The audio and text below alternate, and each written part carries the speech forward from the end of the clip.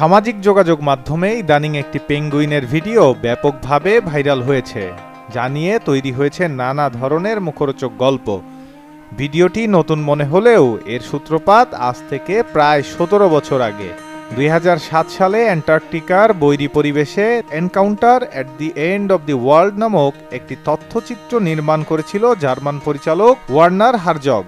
সেখানে তিনি বিজ্ঞানীদের জীবন এবং অ্যান্টার্কটিকার অদ্ভুত সব প্রাকৃতিক আচরণ ক্যামেরাবন্দি করেন। সেই শুটিং চলাকালীন একটি পেঙ্গুইনের আচরণ গবেষকদের স্তম্ভিত করে দেয়।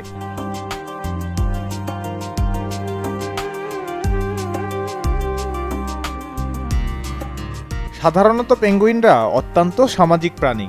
তারা বড় কলোনিতে থাকে এবং খাবারের সন্ধানে দলবদ্ধভাবে সমুদ্রের দিকে যায়। কিন্তু ভিডিওটিতে ধরা পড়ে এই বিশেষ পেঙ্গুইনটি তার কলোনি এবং সমুদ্রের দিকে না গিয়েই বরফে ঢাকা অদ্ভুত একটি পথ ধরে হাঁটতে থাকে দূরের জনমানবহীন পাহাড়ের দিকে, যেদিকে নেই কোনো খাবারের উৎস।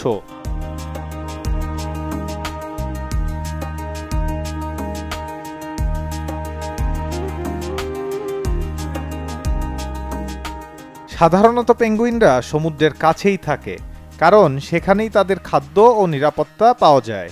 সমুদ্র থেকে দূরে সরে যাওয়ার অর্থ হলো ক্ষুধা, ক্লান্তি এবং নিশ্চিত মৃত্যু।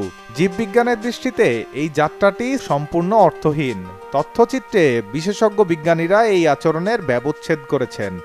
তাদের মতে এটি কোনো সচেতন বিদ্রোহ বা স্বাধীনতা নয়।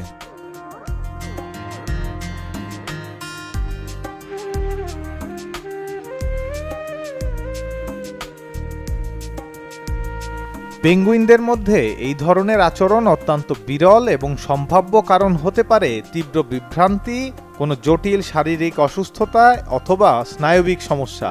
সহজ কথায় বিজ্ঞানীদের ধারণা পেঙ্গুইনটি তার দিক নির্ণয়ের ক্ষমতা হারিয়ে ফেলেছিল এবং একটি জৈবিক ত্রুটির কারণে মৃত্যুর পথে এগিয়ে যাচ্ছিল।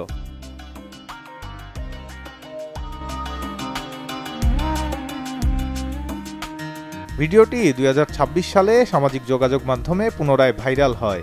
ব্যবহারকারীরা ভিডিওটিকে বিভিন্ন ক্যাপশন, মিউজিক এবং মিমের সঙ্গে সংযুক্ত করে পোস্ট করেছেন, ফলে এটি জনসাধারণের কাছে দ্রুত পরিচিতি লাভ করেছে।